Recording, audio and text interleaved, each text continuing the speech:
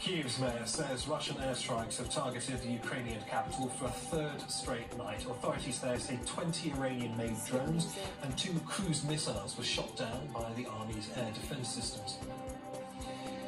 In Guatemala, the top presidential candidate, Sandra Torres, says she's pausing her campaign in support of her main challenger, Bernardo Arevalo. That's after the Attorney General suspended Arevalo's Familia Party, which came in second place after allegations of fraud. Now, Hollywood's Actors Union have decided that they will go on strike. It's the biggest industrial action in 63 years, a move which could bring major film and television productions to a halt.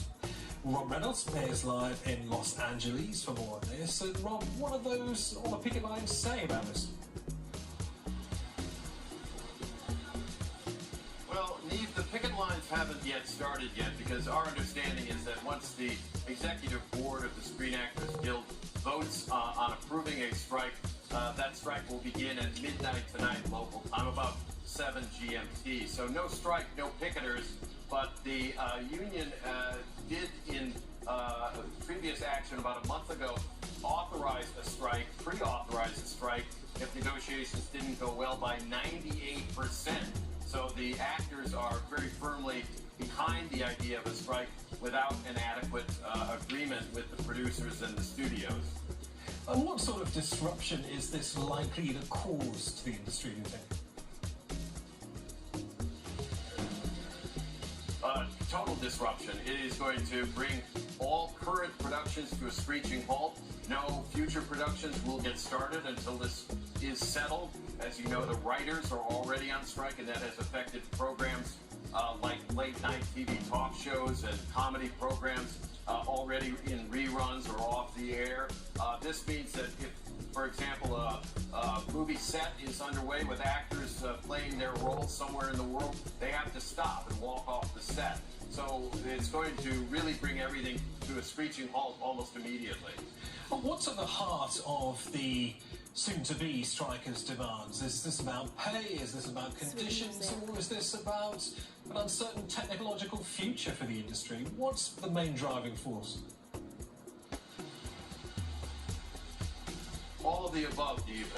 As usual in any labor management dispute, there is a demand on the part of labor for higher pay, for various benefits, for more residuals or royalties, for the rerunning of programs that actors appeared in. They want to get more money every time the program shows again.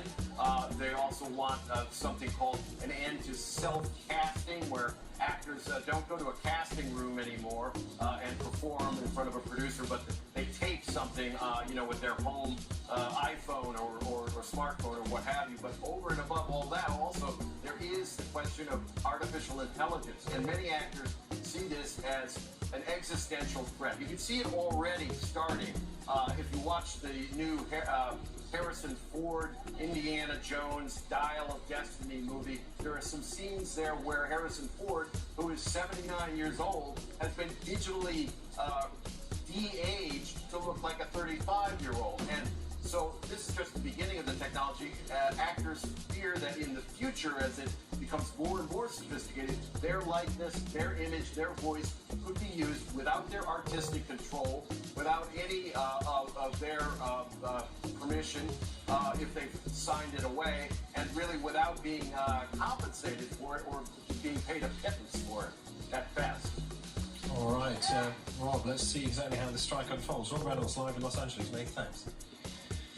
Now, Thailand's opposition leader says there will be no surrender after he failed to win a majority in parliament. Peter Limjaroenrat says he will continue in his bid to become the next prime minister. That's despite the conservative allies of the military and parliament closing ranks to block his run.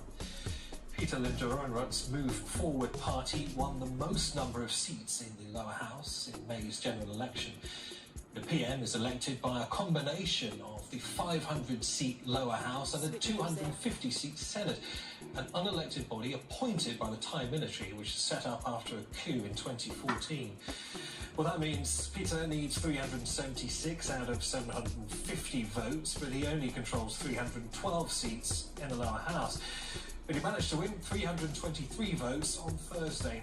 Florence Louis reports from Bangkok on how the day unfolded. The final tally counted, and Peter Lim Jaronrat, leader of the Move Forward Party,